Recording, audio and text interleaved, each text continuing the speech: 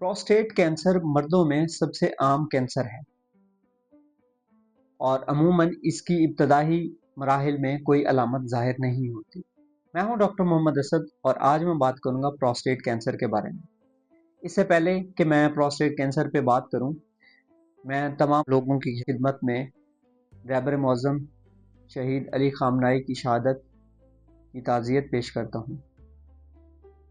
आज इस वीडियो में मैं बात करूंगा कि प्रोस्टेट क्या है, गदूद क्या है, प्रोस्टेट कैंसर क्या चीज़ है, इसके रिस्क फैक्टर क्या हैं, प्रोस्टेट कैंसर की इब्तदाई अलामात क्या हैं, प्रोस्टेट कैंसर को तशखीस करने के लिए कौन से टेस्ट किए जाते हैं, प्रोस्टेट कैंसर की स्क्रीनिंग कैसे की जाती है और आखिर में मैं बात करूंगा कि प्रोस्टेट कैंसर के इलाज कैसे होता है।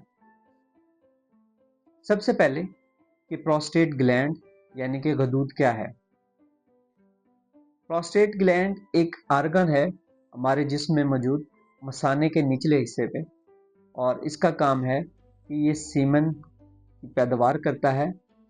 और कैंसर उस वक्त होता है जब प्रोस्टेट के खुलिए उसके जो ग्लैंड्स हैं वो बेकाबू बढ़ोतरी हो जाए कि वो कैंसर की शक्ल इख्तियार कर लें। अब अगर मैं बात करूं कि प्रोस्टेट कैंसर के रिस्क फैक्टर क्या हैं, सबसे बड़ा रिस्क फैक्टर बढ़ती हुई उम्र है कि इंसान की जो जो उम्र बढ़ती है प्रोस्टेट का साइज बढ़ता है। और दूसरा, फैमिली हिस्ट्री। अगर किसी के फैमिली में किसी के वालिद को प्रोस्टेट कैंसर है या किसी के भाई को, तो वो लोग ज़्यादा रिस्क पे आ जाते हैं। या फिर जीनियाती यानी कि जेनेटिकल फैक्टर्स भी हो सकते हैं। उसके बाद अगर मैं बात करूं कि इब्तदाई अलामात क्या हैं, प्रोस्टेट कैंसर की अमूमन कोई इब्तदाई अलामत जाहिर नहीं होती जब तक कि वो ज़्यादा अगली स्टेज का ना हो जाए। और अगर कोई अलामत आए तो वो क्या आती है कि बार बार पेशाब आना, रात को पेशाब करने के लिए बार बार उठना और पेशाब में खून आ जाना, या फिर पेशाब की धार बारीक हो जाना, रुक रुक के पेशाब आना।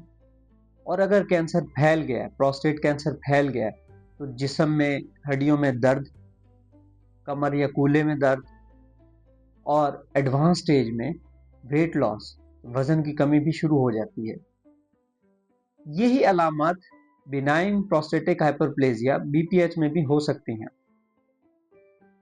अब अगर मैं बात करूं कि प्रोस्टेट कैंसर के लिए स्क्रीनिंग कैसे की जाती है, अगर आपकी उम्र 50 साल से ज़्यादा है और आपको ये अलामत जाहिर हो रही हैं, तो आप ब्लड का एक टेस्ट होता है जिसको पीएसए टेस्ट कहते हैं, प्रोस्टेटिक स्पेसिफिक एंटीजन, वो आप करवा सकते हैं। और ये जो टेस्ट है पीएसए, लाजमी नहीं है कि प्रोस्टेट कैंसर में ही बढ़ जाए, एबनॉर्मल आए। ये बीपीएच में भी बढ़ सकता है, प्रोस्टेट ग्लैंड की इन्फेक्शन में भी बढ़ सकता है, या फिर कोई डीआरई डिजिटल रेक्टल एग्जामिनेशन हुई है या किसी का प्रोस्टेट का ऑपरेट हुआ है तो उसमें भी ये वैल्यू बढ़ सकता है।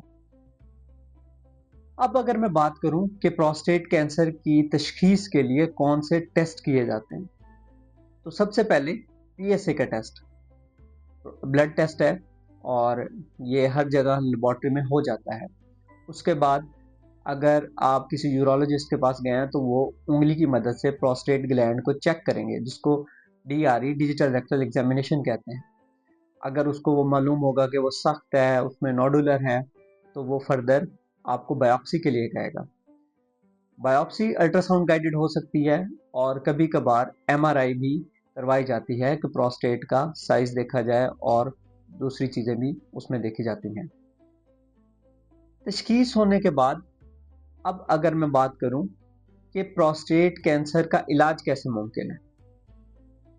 प्रोस्टेट कैंसर का इलाज करने से पहले प्रोस्टेट कैंसर की स्टेज देखी जाती है कि आया वो लोकलाइज्ड है, कि सिर्फ कैंसर प्रोस्टेट ग्लैंड के अंदर या उस गदूद के अंदर है, या फिर वो मेटास्टाइज हो गया है कि वो जिस्म में फैल चुका है।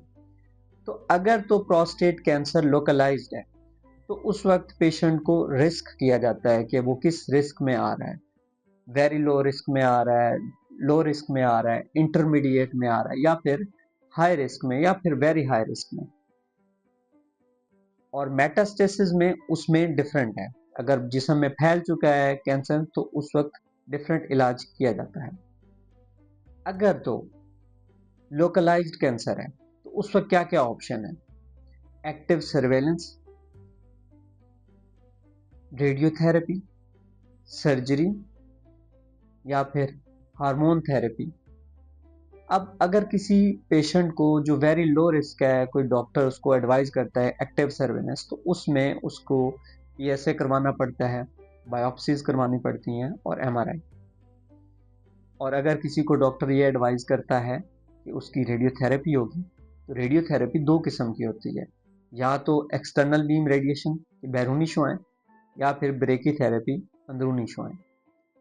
और अगर किसी को डॉक्टर सर्जरी एडवाइस करता है तो सर्जरी है रेडिकल प्रोस्टेक्टमी, कि पूरे का पूरा प्रोस्टेट ग्लैंड उसको रिमूव कर दिया जाए। और या फिर अगर इंटरमीडिएट रिस्क है या फिर हाई रिस्क है तो उस वक्त उसको हार्मोनल थेरेपी भी दी जाती है। अगर वो इंटरमीडिएट रिस्क है तो उसको 4 से 6 महीने के लिए हार्मोन थेरेपी दी जाती है, और अगर वो हाई रिस्क है तो उसको 18 से 24 महीनों के लिए हार्मोनल ओरल दवाई दी जाती है। अब अगर किसी का कैंसर मेटास्टेसिस हो गया, फैल चुका है, तो उस वक्त कैस्ट्रेशन किया जाता है, कि डॉक्टर्स कहते हैं कि आप गोलियों का ऑपरेशन करवा लें, क्योंकि प्रोस्टेट की जो खुराक है वो गोलियों से टेस्टोस्टेरोन जो है वो मिल रहा होता है। इसलिए कुछ डॉक्टर्स आपको वो ऑप्शन देंगे कि आप गोलियों को निकलवा दें, बीएसओ ऑपरेशन करवा दें, या फिर वो आपको हार्मोनल थेरेपी देंगे कि आप हार्मोनल थेरेपी करवाएं। और इसके अलावा अगर कैंसर हड्डियों में फैल चुका है तो वो हड्डियों की अफजाइश के लिए, हड्डियों की मजबूती के लिए भी टीके लगते हैं। और उसके अलावा अगर वो पेनफुल हो गई हैं, उस साइड्स पे शुआएं भी लगाते हैं, कि जिस जगह पे दर्द हो रही है उस जगह पे शुआएं लगाई जाएं। अगर आपकी उम्र 50 साल से ज़्यादा है या आपके अंदर ये सिम्टम्स महसूस हो रहे हैं, तो आप करीबी डॉक्टर से चेक करवाएं, पीएसए का टेस्ट करवाएं।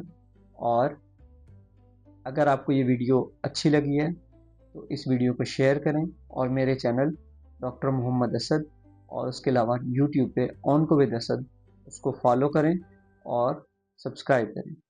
Thank you.